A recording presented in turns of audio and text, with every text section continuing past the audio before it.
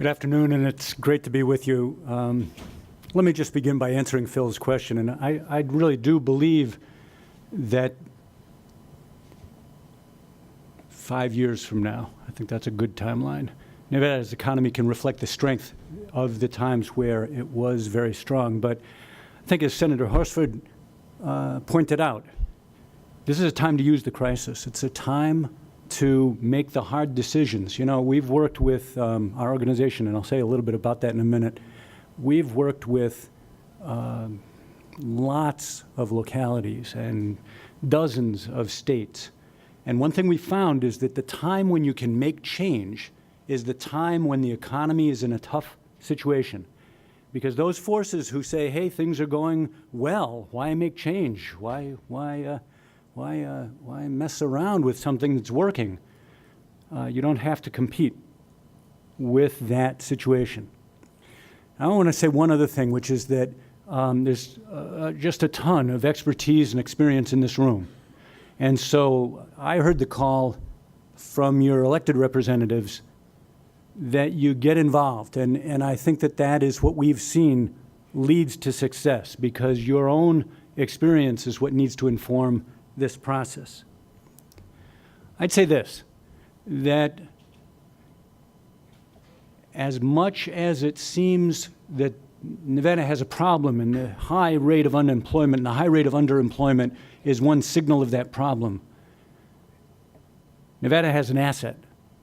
All of those folks who are underused at this point have skills. All of those folks have the desire to get back and move into some job that's productive. And so they're a resource for you. You know, our organization is 40 years old, Insight Center for Community Economic Development. We've worked in Nevada before. In fact, another division of our organization is currently working on an economic impact report for early care and education. Some of the comments you heard earlier today about the importance of starting early and getting the K-12 system and then the post-secondary system to produce more is something that we are focused on, and what we look at in doing that is how much of a benefit that has for your economy. And so we've seen Nevada from a couple of different perspectives over the years. I want to present to you the idea that at this time, there are two key strategic objectives. And we think that when it comes to human capital, the right frame of reference is the regional framework, is the Southern Nevada framework and the Northern Nevada framework. And the reason for that is because for everybody below about a BA degree level, companies tend to hire from the distance people can commute. So that's a regional labor market. And so your experience about what's going on in your regions, what's going on for your industries, is a crucial input into figuring out what to do at that regional level. So objective one is to organize regional level partnerships that bring together the various different human capital development assets that you have, and do so to meet the needs of key industry sectors in your regions. There is a second objective. The second objective is to establish a state-level structure, a policy framework that aligns the resources across those agencies that work on human capital development. So you'd think of your Workforce Development Agency, DETR. You'd think of your Human Services Agency. You'd think of your educational institutions, but then go beyond that to also bring in and align the resources of those state agencies that focus on regulating and incenting the key industries, because they play a crucial role as well. What's the purpose of doing that? It's to support the effort at the regional level. Now, I have good news. This is a proven approach. It's a proven approach with widespread success, and many regions and states across the country have implemented both of these objectives, and we find that there's bipartisan support for it. In fact, bipartisan support at the federal level and a good deal of federal funding to support your efforts if you go this direction. I want to give you just a couple of examples. San Antonio, Texas has Project Quest. Project Quest is an organization that's worked for decades with their community college district. And what they've done is meet the needs of healthcare and other industries in the area and really built up the economy. The state of Texas has noticed that their efforts and very similar efforts by a group called Capital Idea in Austin, Texas, were very successful. So 2 years ago, they provided state funding to replicate what those groups are doing in 3 other places, 3 other cities in Texas. Let me talk about Denver, Colorado. In Denver, the community college there, Denver Community College, has for a number of years focused on the healthcare industry and was able to leverage their efforts to get $5 million of federal Department of Labor money in order to meet the nursing shortage that they have in Colorado. And I don't know whether you picked up on the idea that some people said that for Colorado, the thing is that a lot of people come, but they need to grow their own. This was a specific initiative to grow Colorado's own people to fill those good jobs. You also heard about their investment in transit and how important transit is to the not only Denver, but the surrounding Front Range region.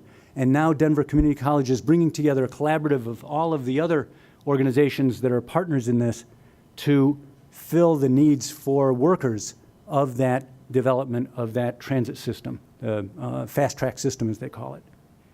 So these are just a couple of examples of what I'm talking about when I say bring together those regional assets, organize them in a way that they can focus on the key industries in the region and get the job done of mobilizing the human capital you have, retooling it and strengthening it so that those regions' industries can grow. You know, you don't have to look very far to find success on this, because right here in Las Vegas, the Culinary Training Academy and Nevada Partners is a premier example. People know about their efforts across the country. So if you look for a local model, if you look for local expertise, there's just one example.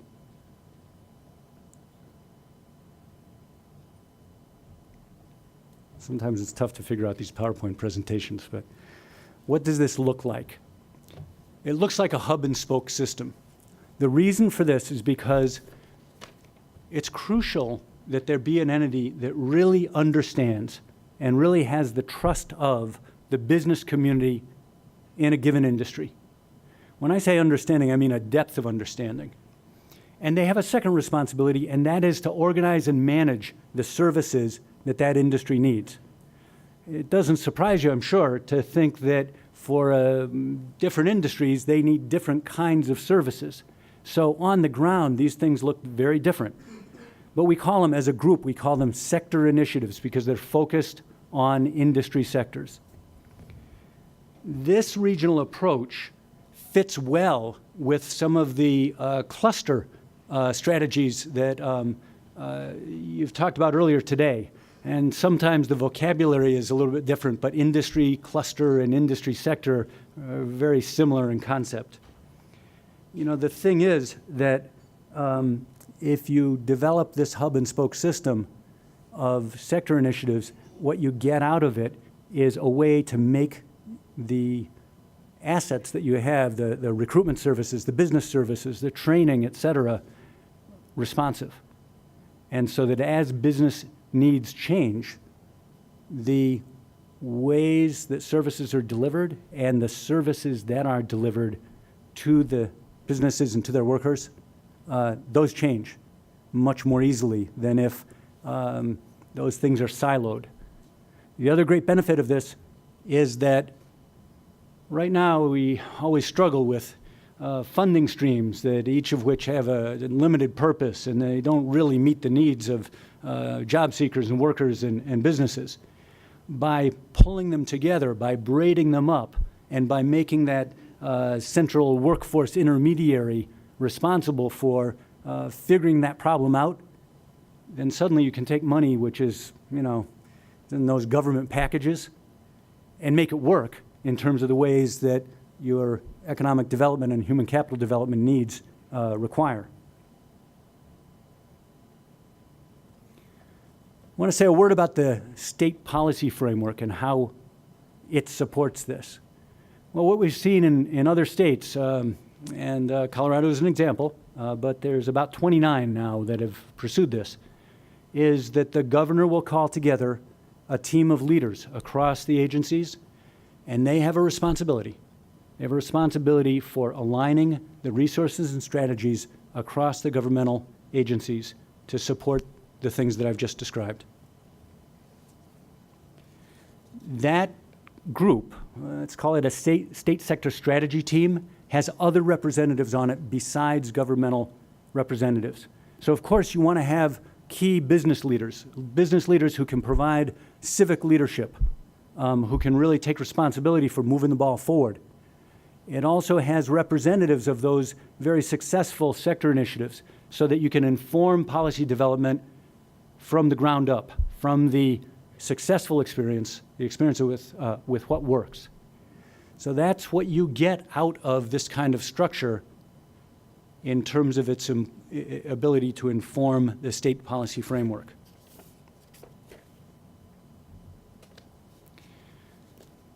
There are a lot of things that a sector initiative does. This slide lists some of them. I'm just going to highlight three. You've heard earlier about the difficulty where localities compete for businesses.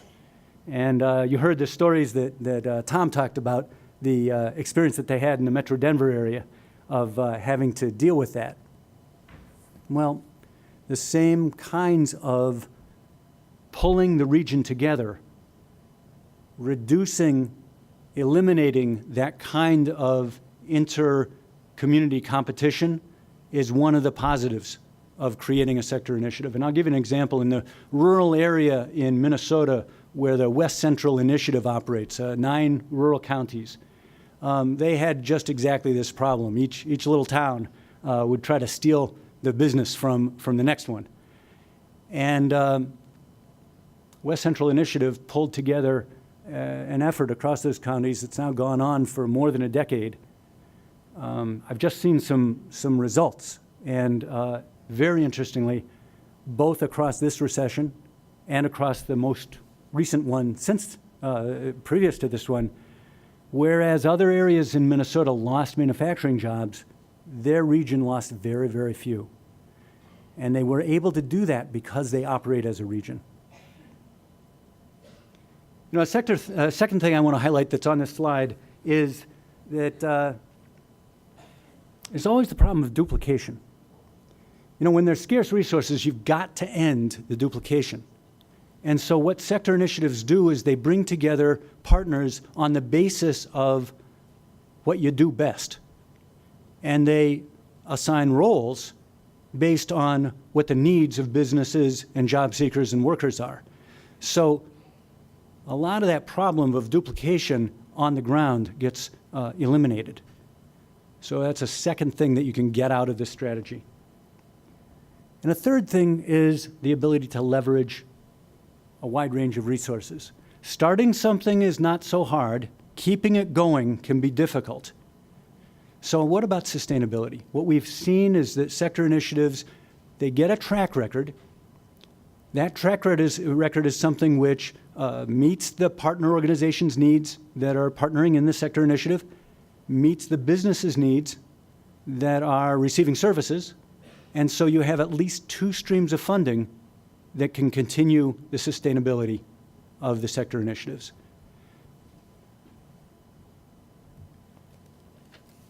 Now, all of this would be much ado about nothing, and I really mean that, except that it works.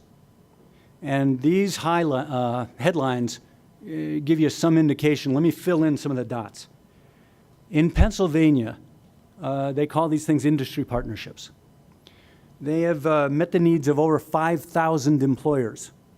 Now, they surveyed those employers, and what they found was that 84% said that these sector initiatives, these industry partnerships, produced increases in productivity.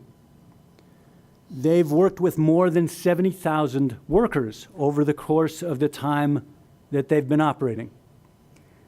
Average annual wage increases are at 6.6%.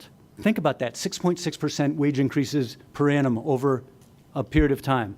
I know I didn't get it. I don't know if anybody else would wave their hand around saying you got it, but that's a heck of a track record. In Massachusetts, they have surveyed the employers involved in their sector initiatives. 63% reported positive ROI. A random assignment study looked in particular at low-income, poorly skilled participants in 3 sector initiatives that are mature, that are, really know what they're doing. What they found was, the way these random assignment things work, you compare the group that you're giving the services to another group that can do anything else. 18% better earnings gains from the participants in the sector initiatives. So that's the stuff that I have on the left-hand side of the slide. Let me go to the stuff on the right-hand side of the slide.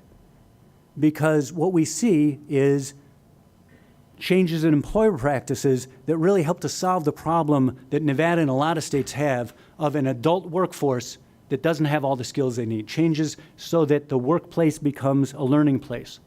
Changes so that there are career paths built across the industry. Changes so that public policy supports these kinds of efforts that I'm talking about and improves industry outcomes so that things get better for your economy. Changes so that the institutions that deliver these services, they do a better job and they coordinate their services better. That's the systems change aspect. And what we've heard in terms of the culture change is that it's just a new way of doing business. It's a new way of doing business at the regional level and at the state level. I mentioned that there's federal investment available. This is a short list. There's a lot of money that is available. In fact, what we're seeing at the federal level is it's not only Department of Labor, and these are Department of Labor funding sources, but also Department of Education, but also energy and EPA and transportation and commerce that really are using this sector framework in developing policy and in presenting money for local and statewide use. I've got to tell you, they don't all mean the same thing when they say it.